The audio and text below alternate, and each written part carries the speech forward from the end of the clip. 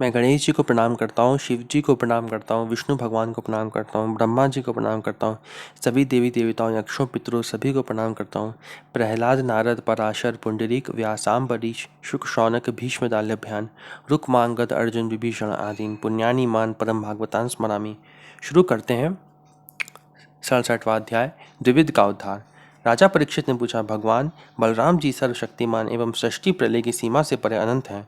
उनका स्वरूप गुण, लीला आदि मन, बुद्धि और वाणी के विषय नहीं है। उनकी एक एक लीला लोक मर्यादा से विलक्षण है, अलौकिक है। उन्होंने और जो कुछ अद्भुत कर्म किए हों उन्हें मैं फिर सुनना चाहता हूँ।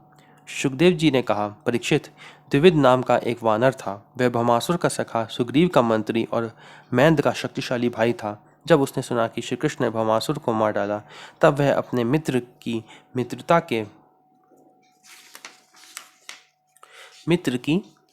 के ऋण से उऋण होने के लिए राष्ट्र विप्लव करने पर उतारू हो गया। वह वानर बड़े बड़े नगरों, गांवों, खानों और अहीरों की बस्तियों में आग लगाकर उन्हें जलाने लगा।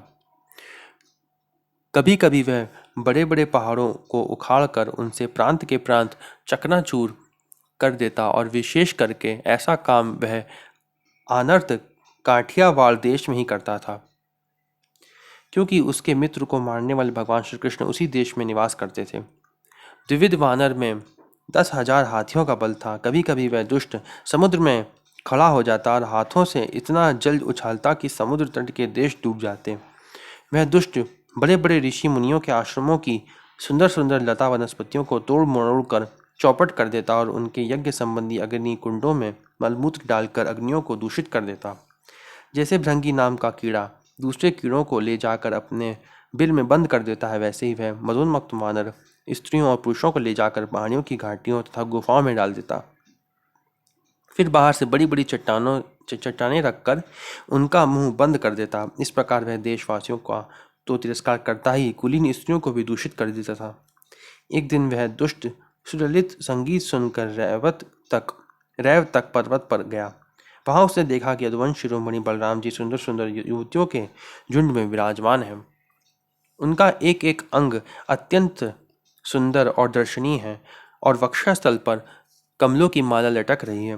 वह मधुपान करके मधुर संगीत गा रहे थे, और उनके नेत्र आनंद उन्माद से विवल हो रहे थे।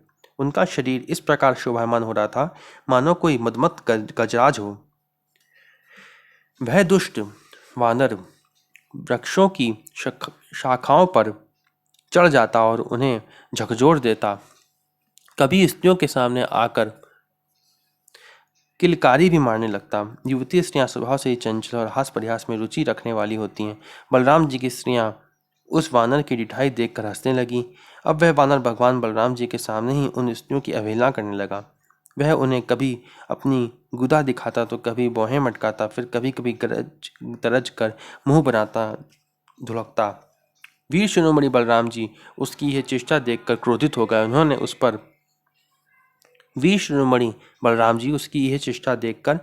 हो गए। उन्होंने उस पर पत्थर का एक टुकड़ा फेंका, परंतु द्विविद ने उससे अपने को बचा लिया और झपट कर मधु कलश उठा लिया तथा बलराम जी की अवहेलना करने लगा। उस धूर्त ने मधु कलश को तो फोड़ ही डाला, स्त्रियों के वस्त्र भी फाड़ डाले, और अब वह दुष्ट हंस हंसकर बलराम जी को क्रोधित करने लगा।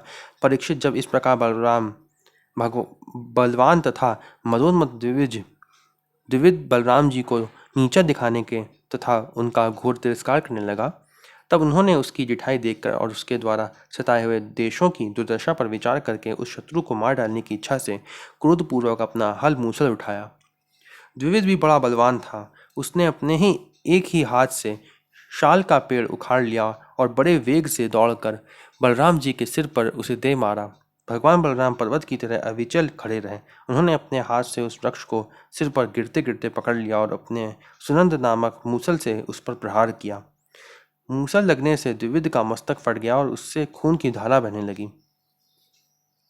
उस समय उसकी ऐसी शोभा हुई मानो किसी पर्वत से गेरू का सोता बह रहा हो। परंतु द्विविद ने अपने सिर फटने की कोई परवाह नहीं की। उसने कुपित होकर एक दूसरा वृक्ष उखाड़ा, उसे झाड़ झूड़ कर बिना पत्ते का कर दिया और फिर उससे बलराम जी पर बड़े जोर का प्रहार किया। बलराम जी ने उस वृक्ष के सैकड़ों टुकड़े कर दिए। इसके बाद द्विविद ने बड़े क्रोध से दूसरा वृक्ष चलाया, परंतु भगवान बलराम जी ने उसे भी शतधा छिन्न भिन्न कर दिया। इस प्रकार वह उनसे युद्ध करता रहा। एक वृक्ष के टूट जाने पर दूसरा वृक्ष उखाड़ता और उससे प्रहार करने की चेष्टा करता।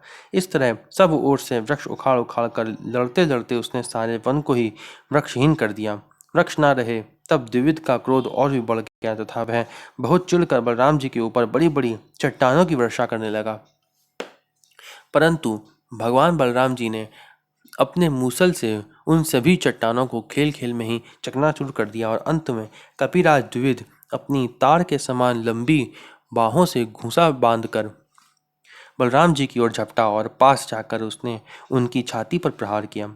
अब यदुवंश शिरोमणि बलराम जी ने हल और मूसल अलग रख दिए तथा क्रुद्ध होकर दोनों हाथों से उसके जत्रस्थान हंसली पर प्रहार किया।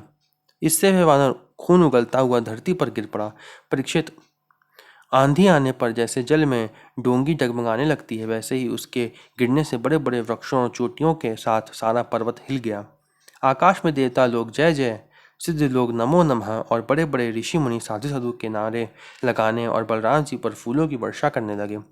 परीक्षित, द्विविद ने जगत में बड़ा उपद्रव मचा रखा था, अतः भगवान बलराम जी ने उसे इस प्रकार मार डाला और फिर वह द्वारकापुर में लौट आए। उस समय सभी पुरजन परिजन भगवान बलराम की प्रशंसा कर रहे थे।